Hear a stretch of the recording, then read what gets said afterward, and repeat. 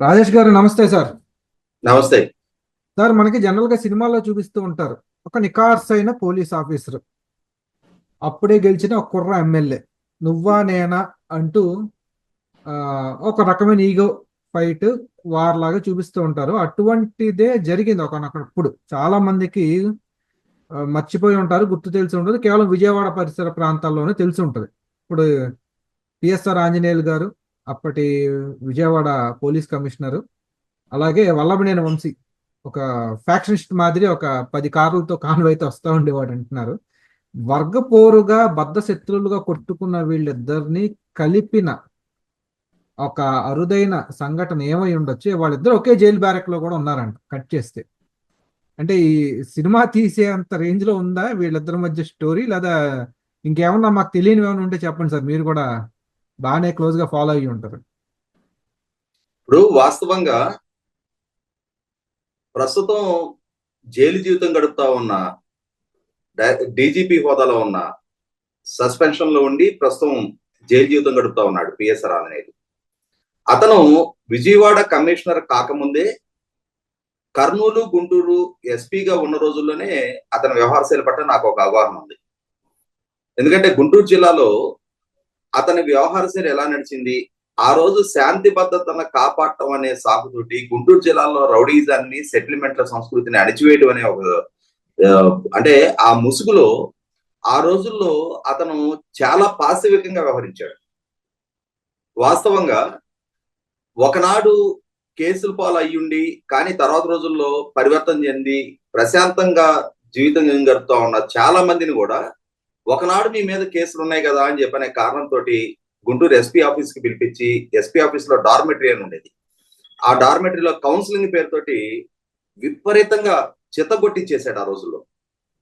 దాంతో ఏంటంటే ఒక భయానక వాతావరణాన్ని సృష్టించాడు. అది చివరికి ఎంత ఎక్స్ట్రీమ్కి వెళ్ళింది అని అంటే, ఇప్పుడు మాచర్ల ఎమ్మెల్యేగా ఉన్నారు జోలకంటి బ్రహ్మారెడ్డి గారు. బ్రహ్మారెడ్డి గారి తల్లి జోలకంటి దుర్గమ్మ గారు అప్పుడు 1999-2004 మధ్య తెలుగుదేశం పార్టీ శాసనసభ్యురాలు మాచర్ల నుంచి. రాష్ట్రంలో తెలుగుదేశం ప్రభుత్వం ఉంది, తెలుగుదేశం శాసనసభ్యురాలు వాళ్ళ తల్లి.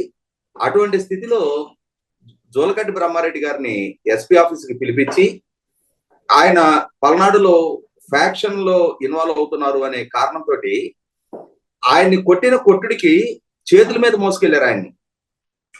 వాస్తవంగా మామూలు అంటే వేరే ఏ ప్రభుత్వ హయాంలో అయినా అలా అధికార పార్టీ కుటుంబ సభ్యుల మీద గనక పోలీసులు ఆ విధమైన చర్యలు తీసుకుంటే ఖచ్చితంగా ఆ ఎస్పీ ఆఫీస్ ని బద్దలు కొట్టేవాళ్ళు అధికార పార్టీ నాయకులు.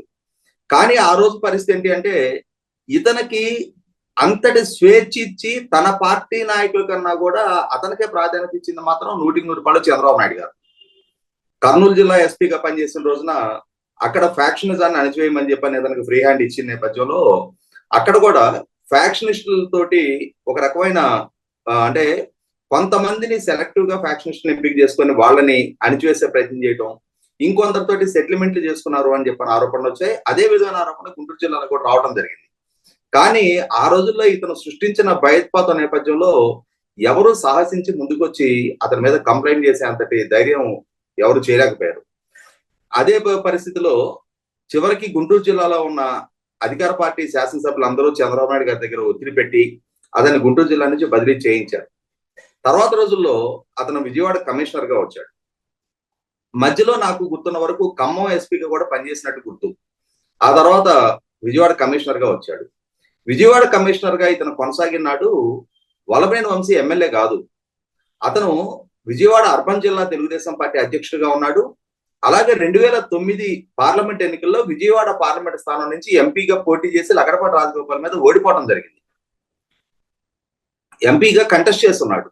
అతను వల్లభనేని వంశీ 2014లో తెలుగుదేశం పార్టీ నుంచే తెలుగుదేశం ప్రభుత్వం అధికారంలోకి వచ్చినాడు ఎమ్మెల్యేగా ఉన్నాడు తప్ప కాంగ్రెస్ ప్రభుత్వ హయాంలో అతను ఎంపీగా కంటెస్ట్ చేసి ఓడిపోయి ఉన్నాడు.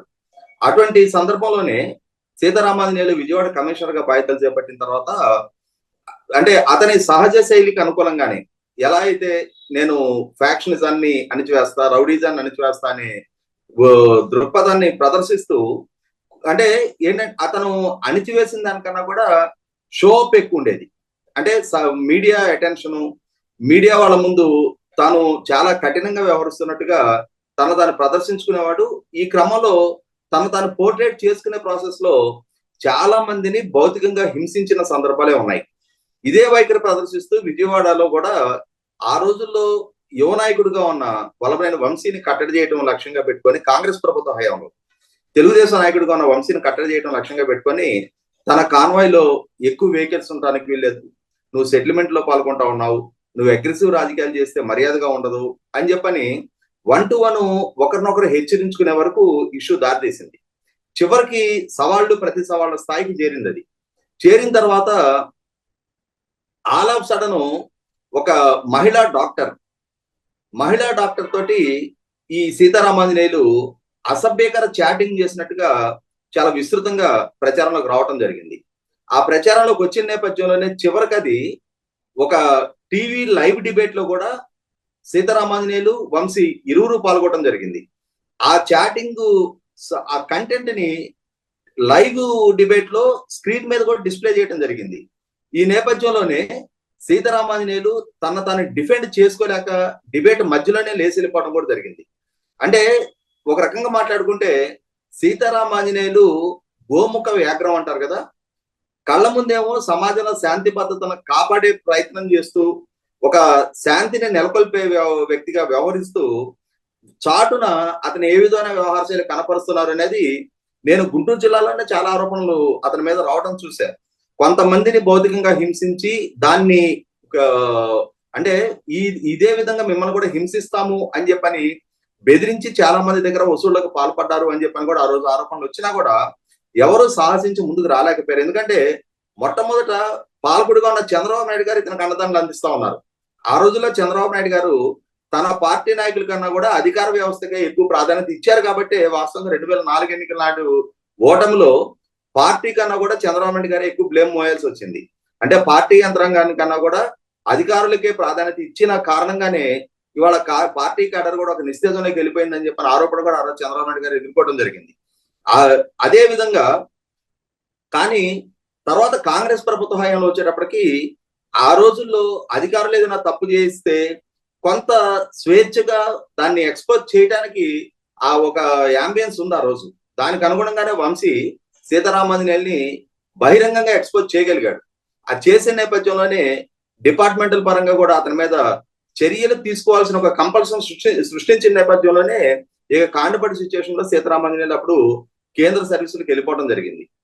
కానీ అంటే తర్వాత రోజుల్లో జరిగింది ఏంటి అంటే 2019 నాటికి కూడా వంశీ తెలుగుదేశం ఎమ్మెల్యేగా నెగ్గున్నాడు. కానీ ఆ ఎన్నికలు జగన్మోహన్ రెడ్డి గారు అధికారంలోకి వచ్చిన నేపథ్యంలో కేంద్ర సర్వీసుల నుంచి సీతారామాంజనేయులు మళ్ళీ రాష్ట్రానికి రావడం జరిగింది.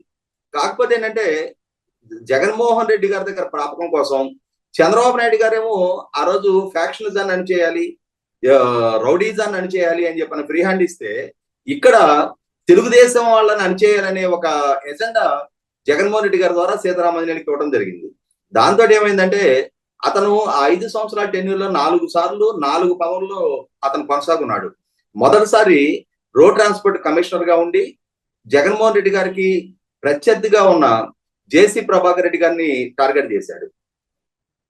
ఆ తర్వాత పబ్లిక్ సర్వీస్ కమిషన్ కార్యదర్శిగా కొనసాగాడు. ఆ కొనసాగిన సందర్భంలో తెలుగుదేశం ప్రభుత్వ హయాంలో పబ్లిక్ సర్వీస్ కమిషన్ చైర్మన్ గా నియామకం చేపట్టబడి ఉన్న ప్రొఫెసర్ పినమనేని ఉదయ్ భాస్కర్ గారు ఆయనకు ఒక సబ్కేషన్ క్రియేట్ చేసి ఆయన ఏం పని చేసుకోనికుండా చేసి అవమానపరిచి ఆయనగా ఆ పదవి నుంచి నిష్క్రమించేలా చేయాలి అనే ఒక లక్ష్యంతో పూర్తి ఆయన ఒక ప్రొఫెసర్, ఇతను పోలీసు సర్వీస్ నుంచి వచ్చున్నాడు, ఇతని యాటిట్యూడ్ కూడా అందరికీ తెలుసు. దాంతో ఏమైపోయిందంటే తన సుపీరియారిటీ మొత్తాన్ని కూడా తనకన్నా పదవిలో సుపీరియర్ అయిన ఉదయ్ భాస్కర్ గారి మీద చూపించి ఆయనకు ఒక సబ్కేషన్ క్రియేట్ చేసి ఆ రోజు ఆయనని ఒక రకంగా పబ్లిక్ సర్వీస్ కమిషన్ కార్యాలయంలోనే తన సిబ్బంది కూడా అవమానించే స్థితి కల్పించాడు సీతారామాంజనేయులు. ఆ తర్వాత ఏసీబీలోకి వచ్చిన తర్వాత అచ్చెన్నాయుడు గారి మీద నమోదు చేసిన కేసుల దగ్గర నుంచి చాలా కళ్ళ ముందు కనిపిస్తా ఉన్నాయి. ఆ తర్వాత ఫైనల్ గా ఇంటెలిజెన్స్ చీఫ్. ఇక ఇంటెలిజెన్స్ చీఫ్ గా అయితే అతను ప్రదర్శించినంతటి విశృంఖలత్వం బహుశా నేను అనుకుంటా ఆంధ్రప్రదేశ్ రాష్ట్ర చరిత్రలో ఇంకే అధికారి కూడా ఇంతగా దిగజారుడు. అంటే రూల్ ఆఫ్ లా పక్కకు పెట్టేసి బిజినెస్ రూల్స్ ని పక్కకు పెట్టేసి జగన్మోహన్ రెడ్డి గారి కళ్ళలో ఆనందం చూడటమే ఏకైక ఎజెండాగా అతను వ్యవహరించిన తీరు చాలా స్పష్టంగా కళ్ళ ముందు కనిపిస్తా ఉంది. ఈ నేపథ్యంలోనే ఇంతమందిని శాసించినా భయపెట్టినా నేను శాంతి భద్రతను కాపాడటానికే పెట్టి పుట్టానని ఇమేజ్ పోర్ట్రేట్ చేసుకున్న సీతారామాంజనేయులు ఇవాళ అధికార దుర్వినియోగానికి పాల్పడ్డాడు, వేధింపులకు పాల్పడ్డాడు, ఒక మహిళ పట్ల అసభ్యకరంగా వ్యవహరించడానికి బాధ్యుడు అని చెప్పని ఇవాళ అరెస్ట్ అయి జైలు పాలై ఉన్నాడు. అయితే ఇక్కడ అంటే దీంట్లో ట్విస్ట్ ఏంటి అంటే, ఒకనాడు ఘర్షణపూరిత వాతావరణం కొనసాగున్న అదే విజయవాడ కేంద్రంగా వల్లభనేని వంశీ సీతారామాంజనేయులు ఇవాళ ఇద్దరు కూడా వివిధ చెరొక కేసులో అరెస్ట్ అయ్యి జైల్లో ఉన్నారు. ఇద్దరు ఒకే బ్యారెక్ లో ఉన్నారు, కాకుంటే వేరు సెల్స్ లో ఉన్నారు. మరి కనీసం ఇప్పటికైనా సరే వాళ్ళిద్దరూ ప్యాచప్ చేసుకొని శత్రు మిత్రుడు అన్నట్టుగా ఆ రోజు మన ఇద్దరం ఘర్షణ పడ్డాం, కానీ ఈ రోజు మన ఇద్దరికి ఉమ్మడి శత్రువుగా ఎన్డీఏ కూటమి ప్రభుత్వం ఉంది, చంద్రబాబు నాయుడు గారి ప్రభుత్వం కొనసాగుతా ఉంది. కాబట్టి మన ఇద్దరికి కూడా రాజకీయంగా శత్రువు అయిన చంద్రబాబు నాయుడు గారి విషయంలో మన ఇద్దరం కలిసి ముందడిగేద్దాము అని చెప్పని ఏమైనా ప్యాచప్ చేసుకుంటారేమో చూడాలి. సార్ ఇద్దరు కూడా కాస్త ఉమనైజర్స్ అనే పేరు ఉంది కదా ఒకళ్ళ మీద ఒకళ్ళు. అంటే వంశీ గురించి అయితే ఆ ఆరోపణలు నేను ఎప్పుడు పెద్దగా వినలేదు, కానీ సీతారామాంజనేయుల విషయంలో మాత్రం చాలా స్పష్టంగా మీడియా ముందు ఎక్స్పోజ్ అయ్యాడు. లైవ్ డిబేట్ లో అతను ఒక ఐపీఎస్ అధికారి అయి ఉండి ఒక మహిళా డాక్టర్ తోటి ఏ విధమైన చాటింగ్ చేశాడు అనేది మీడియా ముఖంగానే ఎక్స్పోజ్ అయింది. ఆ డిబేట్ నేను కూడా చూశాను. ఓకే ఓకే సార్, అయితే చూద్దాం మరి వీళ్ళు బ్యారక్ లో ఏం చేస్తారో, ఇంకేమన్నా కొత్త కొత్త కుట్రలు పండుతారో. ధన్యవాదాలు సార్.